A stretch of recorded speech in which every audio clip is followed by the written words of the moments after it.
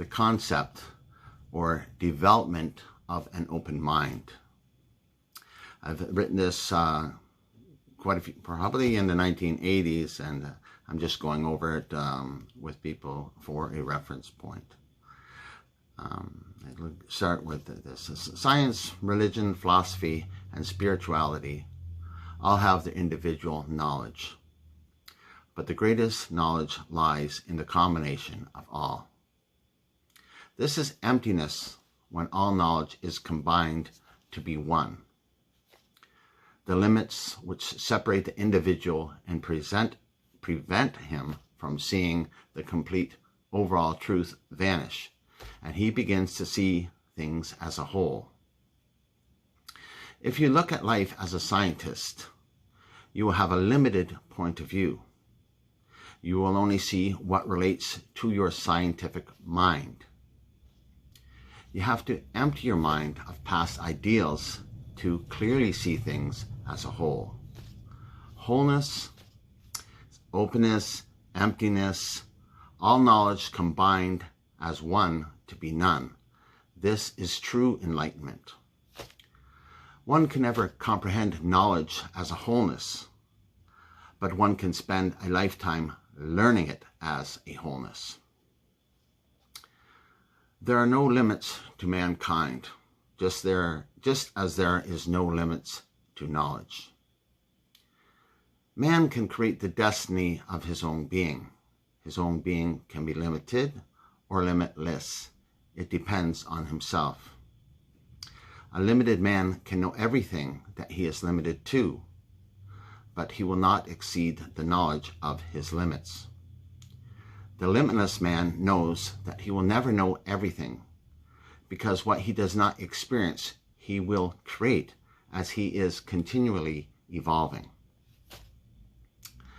All ideals, science, religion, philosophy, spirituality are good, as anything that expands your knowledge is good, if you are open-minded and willing to accept the new.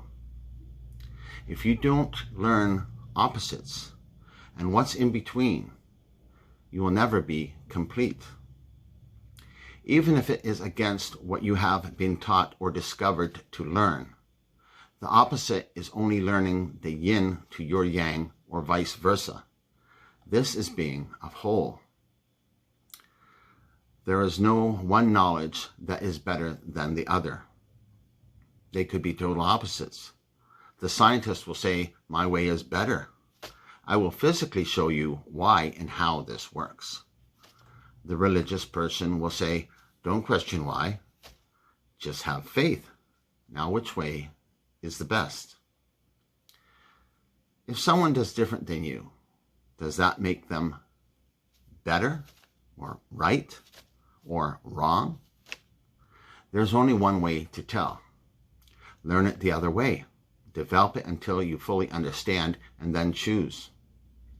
This gives you the opportunity to sit on top of the fence, free of mind. Would you climb back down your side to be limited? Or would you climb down the other side to be limited? The lesson is to stay on top of the fence in order to have the freedom of choice. A mind that is free and empty will make its own choice instantaneously.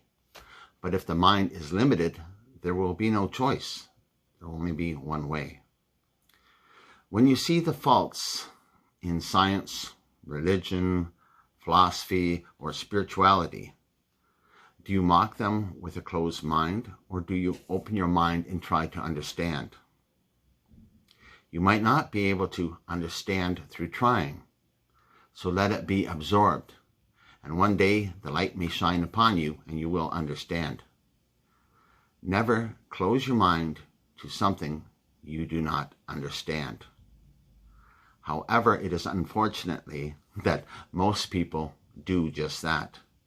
When you see something that you quite don't understand, you will automatically think that person is screwed up, or that person is like whacked in the head, or it couldn't be my inability to comprehend what they're trying to teach me. It must be they're crazy. So a lot of people act that way, and it's the same thing as being pushed in combat. If somebody gives you a push and you automatically push back because you oppose that. If somebody says something that you don't like, you will say something in return that you don't like. You don't think to yourself and go, why is this person saying this? Where are they coming from? What is their agenda? What are they trying to convey to me? Are they unbalanced? Or is there a situation here? Is it their past, or am I actually doing something wrong?